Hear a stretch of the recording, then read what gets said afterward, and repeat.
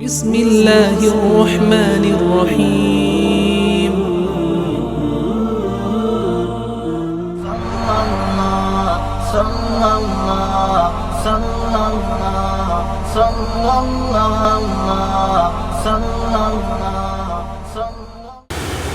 بزرگان محترم و نوجوانان اسلام، الحمدللہ نئے اسلامی سال کا آغاز ہو چکا ہے۔ ہم 1444 ہجری کو ختم کر کے 1445 ہجری میں قدم رکھ چکے ہیں۔ آپ حضرات کے علم میں ہونا چاہیے کہ اسی ماہ محرم الحرام سے اسلامی سن کا، اسلامی سال کا آغاز ہوتا ہے۔ چونکہ مذہب اسلام کے تمام عبادات قمری تاریخ سے وابستہ ہیں، چاند سے تعلق رکھتے ہیں، لہذا ایک مسلمان کے لیے یہ بھی ضروری ہے کہ وہ قمری تاریخوں کا علم رکھے، چاند کی تاریخ کا علم رکھے کہ تمام عبادات اس پر منحصر ہے۔ بہرحال ماہ محرم الحرام سے جو اسلامی سن اور سال کا آغاز ہوتا ہے، اس میں کیا حکمت اور مصلحت ہے؟ اللہ تعالیٰ نے ایسے تو ہر دن کو، ہر رات کو، ہر مہینے کو بنایا ہے۔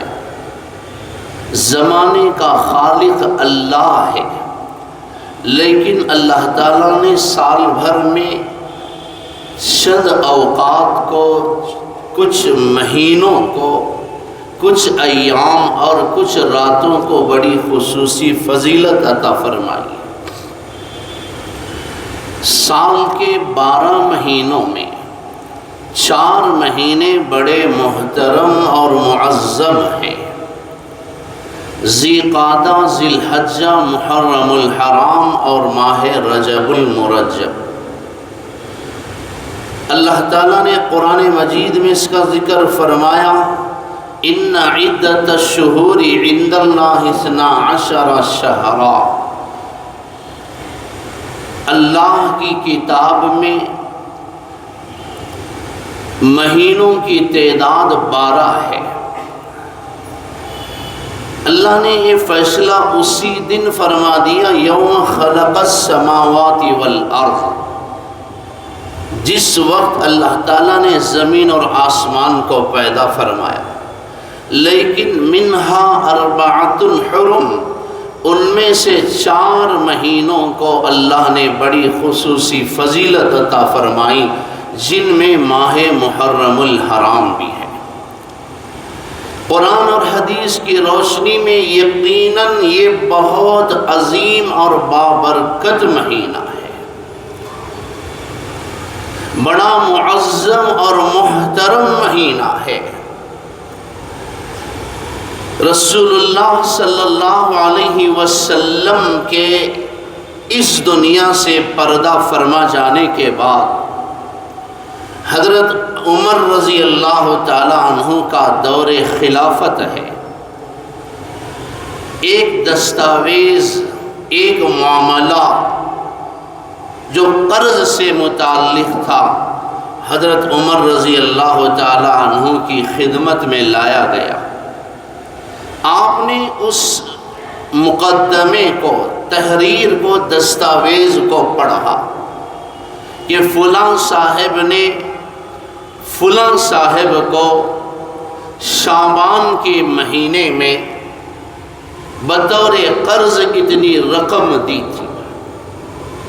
حضرت امیر المؤمنین کے سمجھ میں نہیں آیا کہ یہاں مہینے کا نام ذکر ہے، معاملے کو لکھا گیا ہے، لیکن کس سال کس سن کا شعبان ہے آپ کو سمجھ میں نہیں آیا۔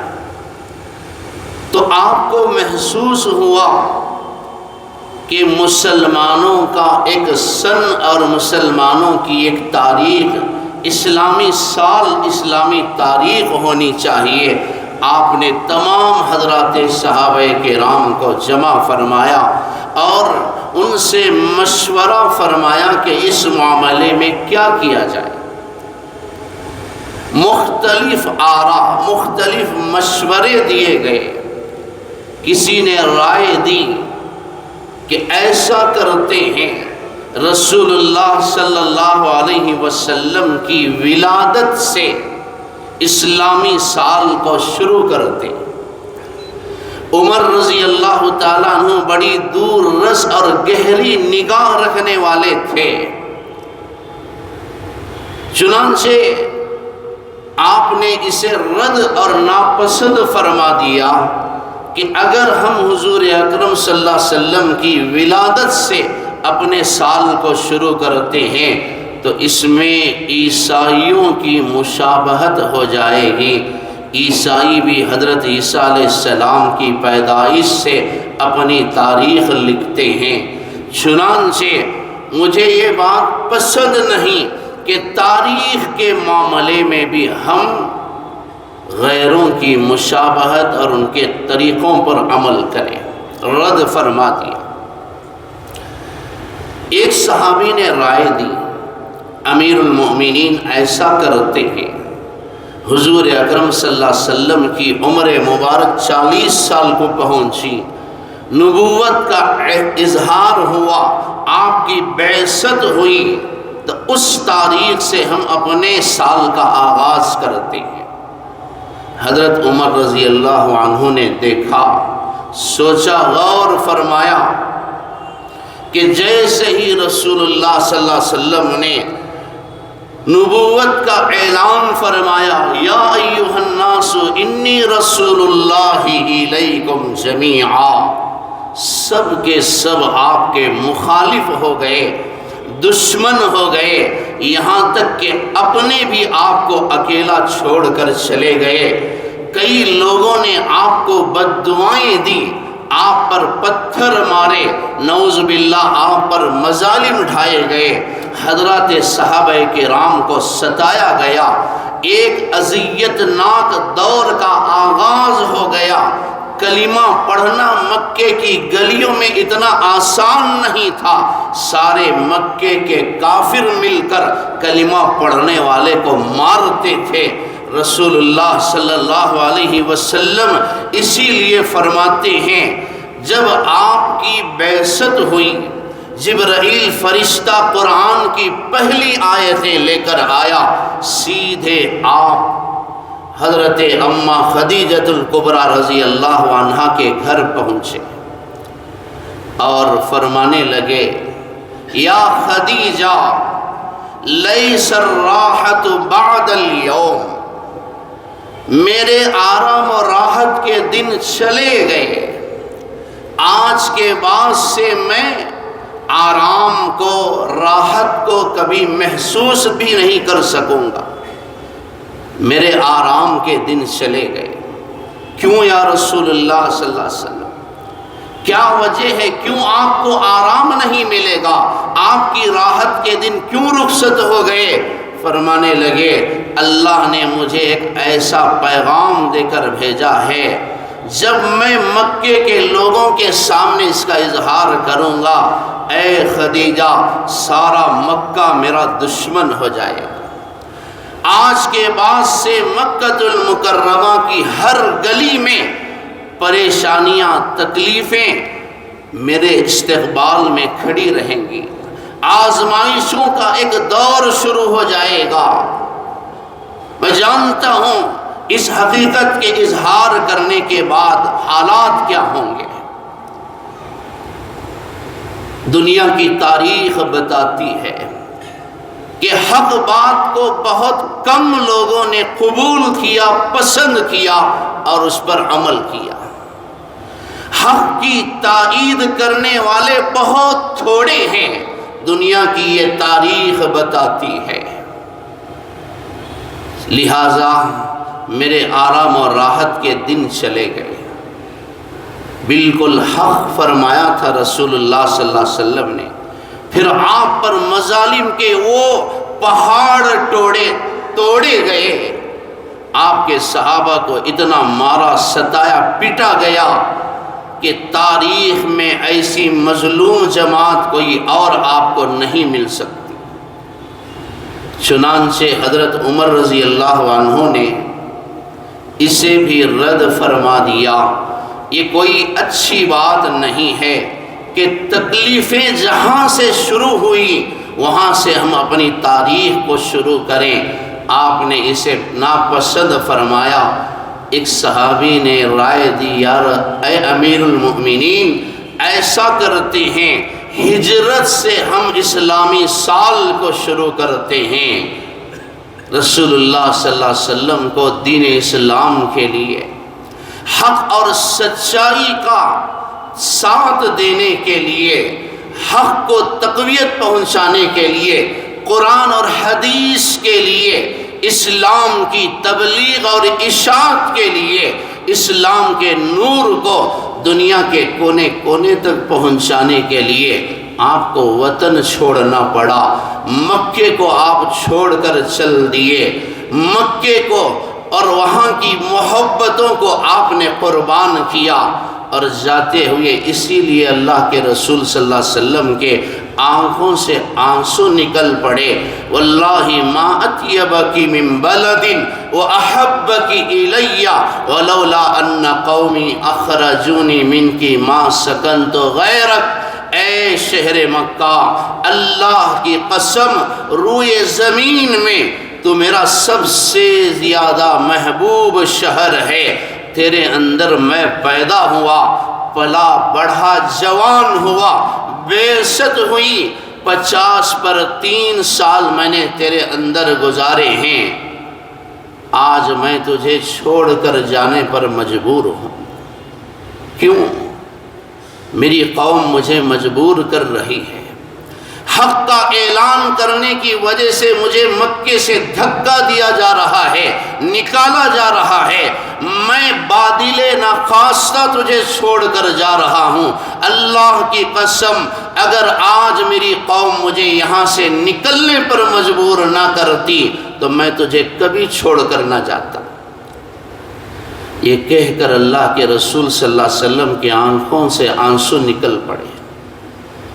قرآن گواہ ہے، طائف کی وادیوں میں اتنا مارا گیا کہ خون بہنے لگا، جسم کا ہر حصہ زخمی ہو گیا اور ہر زخم آپ کو درد دینے لگا، لیکن آپ کے آنکھوں سے آنسو نہیں چھلکے۔ آپ کی بیٹیوں پر طلاق پڑ گئی، باپ کے لیے بہت بڑی مصیبت تھی، لیکن آپ نے رویا نہیں، آنسو نہیں بہائے۔ آپ کے سامنے ابو بکر کو مارا گیا، صحابہ کو مارا گیا، آپ کی گردن مبارک پر اونٹ کی اوجھڑی لا کر ڈالی گئی، نعوذ باللہ، جوتے سمیت پاؤں سے ابو جہل نے آپ کی گردن کو دبوچا اور مشل دیا۔ آپ کو رونا نہیں آیا، چہرے پر نعوذ باللہ تھوکا گیا، گریبان پھاڑا گیا، طرح طرح کے تانے دیے گئے، شاعر، مجنون، دیوانہ، پاگل کہا گیا۔ اللہ کے رسول صلی اللہ علیہ وسلم کو رونا نہیں آیا۔ آج مکہ چھوڑ رہے ہیں، بڑی تکلیف ہو رہی ہے، مکے سے دور ہوتے ہوئے رونا آ رہا ہے۔ غرض اللہ کے رسول صلی اللہ علیہ وسلم نے اسی لیے ارشاد فرمایا، ان شان الہجرت لشدید، یقیناً ہجرت کا معاملہ بڑا سخت ہے، بڑا شدید ہے، بڑی تکلیف ہوتی ہے، بڑا درد ہوتا ہے مکے کو چھوڑتے ہوئے۔ آپ مدینہ المنورہ پہنچے، اللہ کا شکر ہے جہاں اہل حق کا ساتھ دینے کے لیے لوگ تیار نہیں ہوتے. لوگ ایسا اللہ تعالیٰ ایسا ماحول بنا دیتے ہیں، ایسا مقام تیار فرما دیتے ہیں جہاں حق کو دیکھنے والے، اسے پہچاننے والے اور اس کا ساتھ دینے والے تیار ہو جاتے ہیں. مدینۃ المنورہ کا ہر ذرہ آج آنکھوں کو بچھائے ہوئے رسول اللہ صلی اللہ علیہ وسلم کے استقبال میں کھڑا ہے. اے اللہ کے رسول صلی اللہ علیہ وسلم، آسمان کے فرشتوں نے تو آپ کی عظمت کو سمجھا، جانوروں نے آپ کی نبوت کو تسلیم کیا، درختوں نے آپ کا کلمہ پڑھا، پہاڑ کے پتھروں نے آپ کو سلامی دی، لیکن انسان ہے کہ بڑا ظالم ہے، بڑا جاہل ہے. انہو کان ظلوما جہولا. انسان آپ کی نبوت کو نہیں سمجھ سکا. انسان اتنا جاہل اور ظالم ہے کہ وہ آپ کی حقیقت کو نہیں دیکھ سکا. فرشتہ جس کی خدمت میں غلام بن کر سلام کر کے اجازت لے کر آتا ہو، آج مکے کا اپنا چچا ابو لہب آپ کی حقیقت کو دیکھنے اور سمجھنے سے قاصر ہے. خیر چلیے چھوڑیے. یا رسول اللہ صلی اللہ علیہ وسلم، مکے کے لوگوں نے آپ کی عظمت کو نہیں پہچانا. ہم آپ کی خدمت کرنے کے لیے تیار ہیں، ہم آپ کو اپنانے کے لیے تیار ہیں. آپ کے ایک اشارے پر مال تو کیا، جان بھی قربان کرنے کے لیے تیار ہیں. اشعار پڑھتے ہوئے دل کی گہرائیوں کے ساتھ مدینۃ المنورہ کے لوگوں نے استقبال کیا. اب ہجرت کر کے آئے ہیں، بہت بڑی قربانی دی ہے رسول اللہ صلی اللہ علیہ وسلم نے. یہاں اللہ تعالیٰ نے مسلمانوں کو آرام عطا فرمایا، راحت عطا فرمائی. یہاں سے مسلمانوں کے فتح، کامیابی اور کامرانی کا دور شروع ہوا. یہاں سے اسلام اور مسلمانوں کو عروج نصیب ہوا. حضرت امیر المؤمنین نے سوچا یہ وقت، ہجرت کا یہ موقع بالکل موزوں ہے، مناسب ہے کہ یہاں سے اسلامی سن کا آغاز کیا جائے. چنانچہ دور خلافت عمر کے دور سے الحمدللہ اسلامی سن کا آغاز ہوا ہے. چنانچہ آج ہم 1445 ہجری لکھتے ہیں تو ہجرت کا وہ واقعہ ہمیں یاد آتا ہے، ہجرت کی وہ قربانی ہمیں یاد آتی ہے. یہ سال مسلمانوں کی زندگی میں داخل ہو کر یہ پیغام دے کر جاتا ہے کہ اے مسلمانوں، اس حقیقت کو نہ بھولنا کہ تم قربانی دینے کے لیے آئے ہو. تم اس نبی کا کلمہ پڑھتے ہو جس نے دین اسلام کے لیے سب کچھ قربان کر دیا ہے. تم اس نبی کے غلام ہو، اس شریعت کے تم تابع دار ہو جس شریعت کی حفاظت پیٹ پر پتھر باندھ کر کی گئی ہے. تم اس شریعت کے تابع دار ہو، اس نبی کے تم غلام ہو، ان صحابہ کے تم وارث ہو جو نبی جانتے تھے کہ میرے بعد میرے حسینوں نوجوان، جنت کے نوجوانوں کے سردار، جنت کے ان پھولوں کو شہید کر دیا جائے گا، لیکن تمہارے نبی نے کبھی اپنے نواسوں کو بچانے کی دعا نہیں فرمائی. ہاتھ اٹھا دیتے تو یہ کربلا، یہ مظلومانہ شہادت کسی اور کے بچوں پر جا کر پڑ سکتی تھی. جانتے تھے، آپ نے سنا بھی دیا تھا کہ میرے بعد میرے ان بچوں کو شہید کیا جائے گا. فرشتے نے اس مقام کی مٹی لا کر آپ کے دستے مبارک میں رکھی.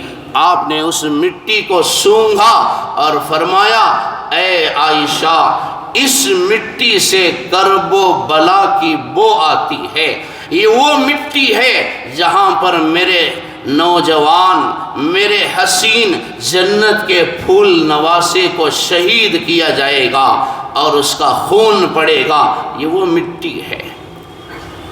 اس مٹی سے مجھے تکلیف، مصیبت، بلا، کرب و بلا کی بو آتی ہے۔ مسلمانوں، کبھی اس حقیقت کو نہ بھولنا کہ اسلام کے لیے، قرآن کے لیے، حدیث کے لیے، محمد الرسول اللہ صلی اللہ علیہ وسلم کی شریعت کے لیے جنت کے نوجوانوں کے خون کو بہایا گیا ہے۔ ان کے خون سے اسلام کا درخت تازہ ہوا ہے۔ یہ تاریخ مسلمانوں کی زندگی میں داخل ہو کر تمہیں جھنجھوڑتی ہے، پیغام دیتی ہے کہ اے مسلمانوں، کیوں تمہارا ضمیر مر چکا ہے؟ کیوں تم اپنی تاریخ سے، اپنے ماضی سے اور اپنے اسلاف کی قربانیوں سے غافل ہو؟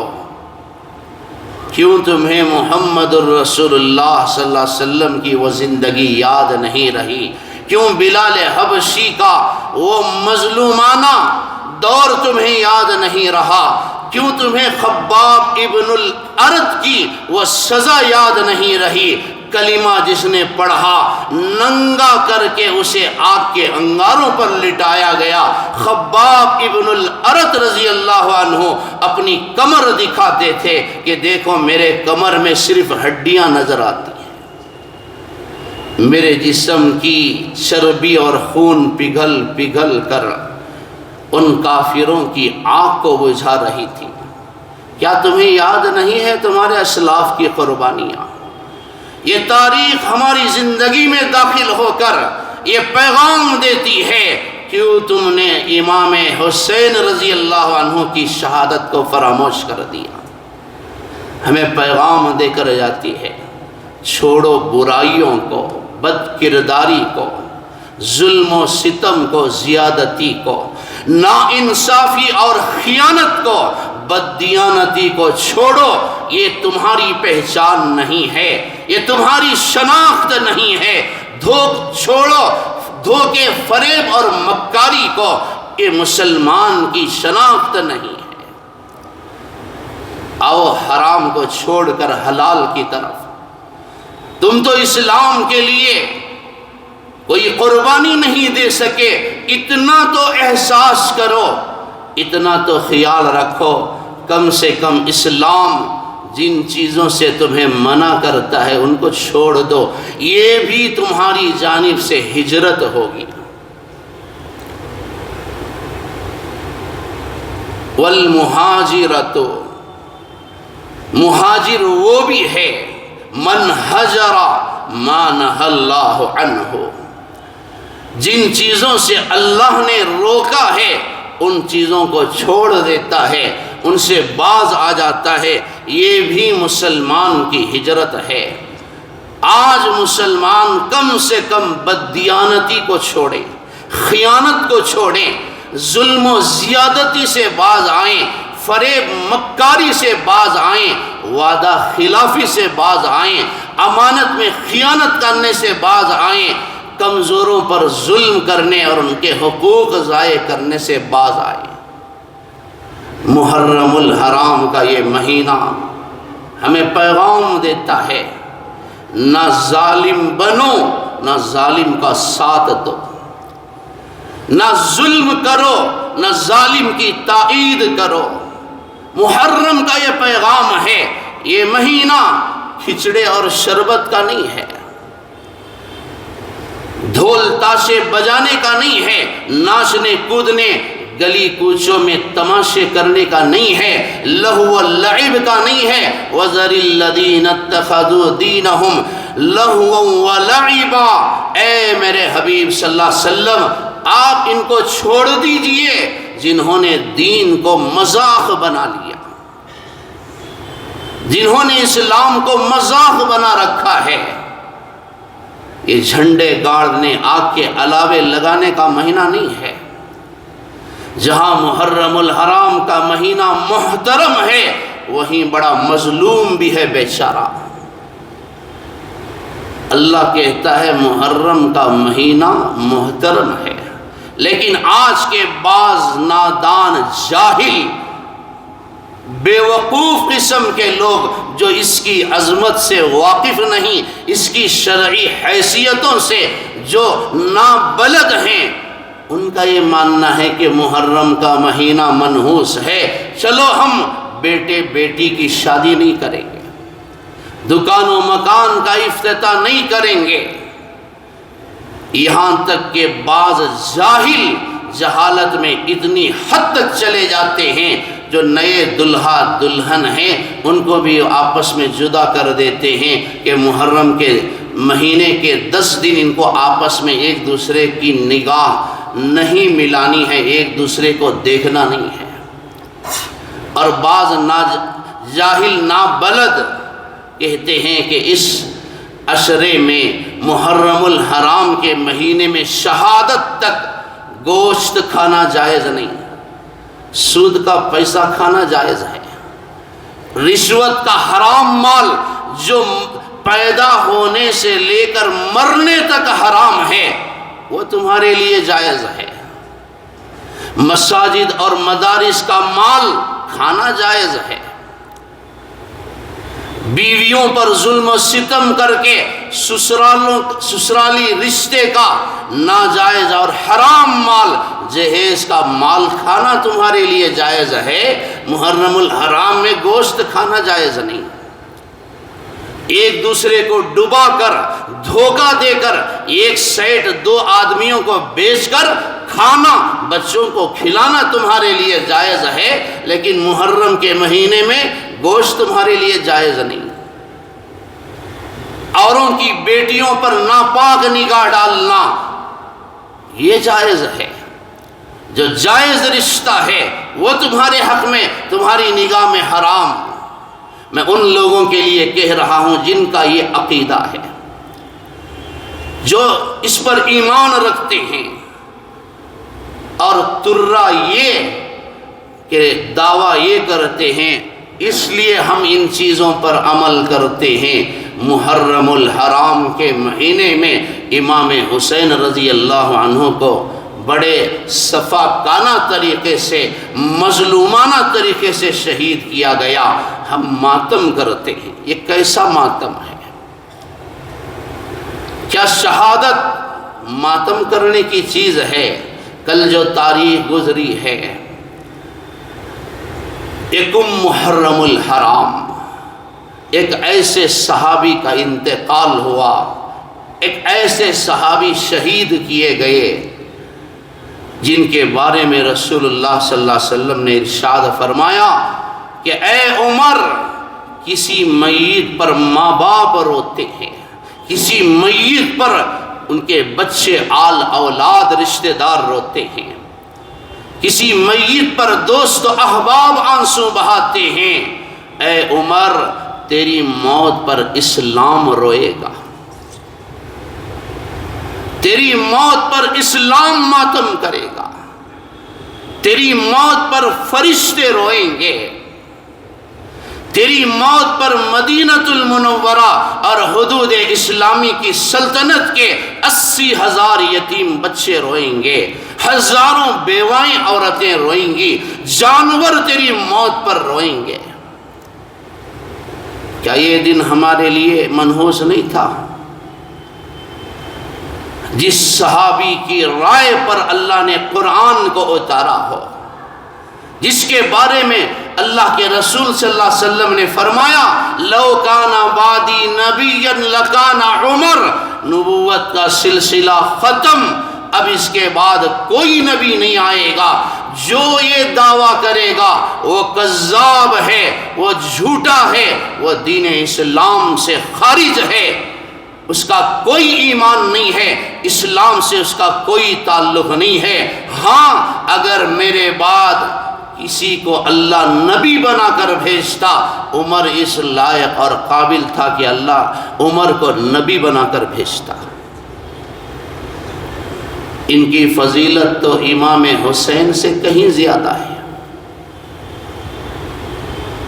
جن کے بارے میں اللہ کے رسول صلی اللہ علیہ وسلم نے فرمایا میرے دو وزیر آسمان میں جبرائیل میکائیل، میرے دو وزیر زمین میں ابو بکر اور عمر، یہ ساتھ یہ رشتہ قیامت تک نبھے گا۔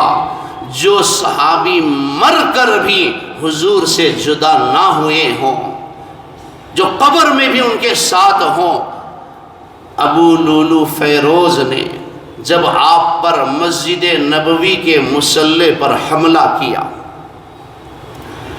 اور آپ پر برچھا مارا، حضرت عمر رضی اللہ عنہ نماز پڑھا رہے تھے، مصلی پر یہ خون بہا ہے۔ حضرات صحابہ کرام فرماتے ہیں ہمیں بڑا تعجب ہوتا تھا، عمر کی اس دعا پر ہمیشہ دعا کرتے تھے، اللہم ارزقنی شہادتا فی سبیلک واجعل موتی ببلد رسولک، اے اللہ مجھے تیرے راستے میں شہادت عطا فرما، اور اے اللہ میری موت مدینے میں آنا چاہیے۔ یہ کیسے ہوگا؟ حدود حرم میں خون بہانا اللہ کے رسول نے حرام فرمایا، اور عمر دعا مانگتے ہیں کہ اللہ میں شہید بھی ہونا چاہتا ہوں، مجھے شہادت کی موت بھی چاہیے اور مدینہ المنورہ کی سرزمین بھی چاہیے۔ اللہ نے کیسے قبولیت عطا فرمائی؟ دل سے جو دعا نکلتی ہے وہ آسمان کے دروازوں کو چیرتی ہے، عرش کو ہلا دیتی ہے، یہ دعا قبول ہو جاتی ہے۔ ممبر و محراب کو کم نہ سمجھو، آسان نہ سمجھو، دل سے جو دعا کرتے ہیں اللہ تعالیٰ کے فرشتے بھی ہٹ جاتے ہیں، اس دعا کو کوئی روک نہیں سکتا۔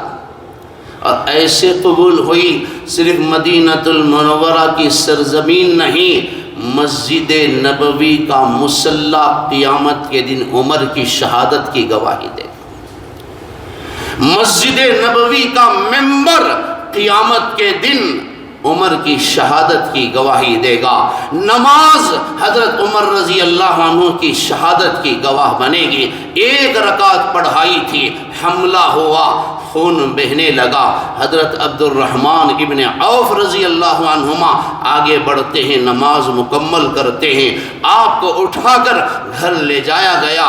لوگوں نے کہا کہ طبیب کو بلاؤ، حکیم کو بلاؤ، ڈاکٹر کو بلاؤ۔ عمر رضی اللہ عنہ نے دیکھا کہ اب دوا نہیں، صرف دعا کا وقت ہے، اب دوا کام نہیں آئے گی، دوا کا وقت ختم ہو چکا ہے، اب دعا کی ضرورت ہے۔ بیٹے کو بلایا اور حکم دیا، بیٹا میرا سر زمین پر ڈال دے اور مجھے اوندھے منہ لٹا دے۔ ابا جان آپ کو تکلیف ہے، خون اور زیادہ بہے گا۔ نہیں بیٹا میری بات مان، مجھے زمین پر ڈال دے۔ بچے نے سر نیچے رکھا، طاقت نہیں تھی پلٹنے کی، فرمانے لگے بیٹا مجھے اوندھے منہ ڈال دے۔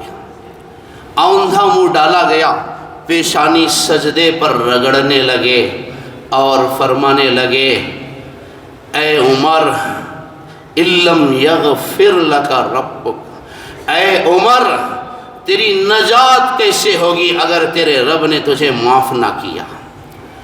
تیرے نجات کی مغفرت کی کوئی صورت نہیں اگر تیرے رب نے تجھ پر رحم نہ کیا۔ اے اللہ میں تجھ سے مغفرت کی دعا مانگتا ہوں، اے اللہ میں تجھ سے توبہ کرتا ہوں۔ وہ بندہ توبہ اور استغفار کر رہا ہے، جاتے جاتے اپنی پچھلی زندگی پر توبہ کر رہا ہے جس نے چونٹی کو بھی تکلیف نہ پہنچا، اور زمین پر پیشانی کو رگڑ رہے ہیں، اللہ سے معافی مانگتے ہیں۔ بیٹے کو بلایا، بیٹا جا ام المؤمنین اما عائشہ رضی اللہ عنہا کی خدمت میں جا کر میرا سلام پہنچا دے، اور میری یہ گزارش، میری عرضی، میری یہ درخواست اما عائشہ کی خدمت میں پیش کر دینا کہ اللہ کے رسول صلی اللہ علیہ وسلم کا غلام عمر رسول اللہ صلی اللہ علیہ وسلم کے پڑوس میں اور آپ کے بازو میں قبر میں سونا چاہتا ہے، جگہ دے دے۔ جا بیٹا میرے لیے قبر کی اجازت لے کر آ، اللہ کے رسول صلی اللہ علیہ وسلم کے ساتھ دفن ہونا چاہتا ہوں۔ میرے محترم بھائیوں، محرم الحرام کی پہلی تاریخ کو یہ شہادت ہوئی ہے۔ کس کس شہادت پر تم ماتم کرو گے، تماشے کرو گے، مذاق اڑاؤ گے، دین اسلام کا نقصان کرو گے؟ تاریخ کو بھی عیسائیوں کے ساتھ جوڑنے سے امیر المؤمنین نے پسند نہیں فرمایا۔ کیا یہ جھنڈے گاڑنا، یہ ناچنا کودنا، یہ کھیل تماشا کرنا، کیا یہ غیروں کا طریقہ نہیں ہے؟ یہ کون سے اسلامی آداب ہیں؟ یہ کون سے اسلامی اعمال ہیں؟ یہ کون سی عبادت ہے؟ اس سے کون سا امام حسین کی روح کو ٹھنڈک پہنچتی ہے؟ اسلام اور مسلمانوں کو اس سے کیا ملتا ہے؟ آنے والا یوم عاشوراء، جس کے کئی ایک تاریخی ہی نہیں شرعی حقائق ہیں، لوگ ان کو نظر انداز کر کے بڑے مظلومانہ طریقے سے اس دن کو گزارتے ہیں۔ انشاءاللہ آئندہ جمعہ میں آپ حضرات کی خدمت میں یوم عاشوراء کے فضائل اور اس کی حقیقت کیا ہے، یوم عاشوراء اس کا نام کیا ہے، اور یوم عاشوراء کو مسلمانوں کے لیے کیا کرنے کا حکم اسلام دیتا ہے، مسلمانوں کو یہ دن کیسے گزارنا چاہیے، یہ تمام تر تفصیلات انشاءاللہ آئندہ جمعہ میں آپ حضرات کی خدمت میں عرض کروں گا۔ آج سورہ فاتحہ پڑھیے، سورہ اخلاص پڑھیے، درود شریف کا اہتمام کیجئے، اور ان مظلوم شہیدوں کے لیے ایصال ثواب کا اہتمام کریں۔ امام حسین رضی اللہ عنہ کے لیے ایصال ثواب کا اہتمام کریں، غریبوں کو کھانا کھلائیں، ایصال ثواب کا اہتمام کریں، غریبوں کے گھروں کو آباد کریں، بیماروں کی عیادت کریں اور بیماروں کی مدد کریں۔ یہ ہیں وہ اعمال جس سے امام حسین ہی کی نہیں، محمد الرسول اللہ صلی اللہ علیہ وسلم کی روح کو بھی تسلی اور ٹھنڈک پہنچتی ہے۔ چنانچہ مسلمانوں کو ماہ محرم الحرام منکرات سے، محرمات سے، غلط رسومات سے، بدعات سے، خرافات سے، شرکیہ اعمال سے روکتا ہے۔ ایک مبارک اور مقدس مہینہ ہے جو اللہ تعالیٰ نے اس کے اندر برکت رکھی ہے، وہ سال کے دیگر مہینوں میں نہیں۔ انشاءاللہ مزید تفصیلات میں آپ حضرات کی خدمت میں آئندہ جمعہ عرض کروں گا۔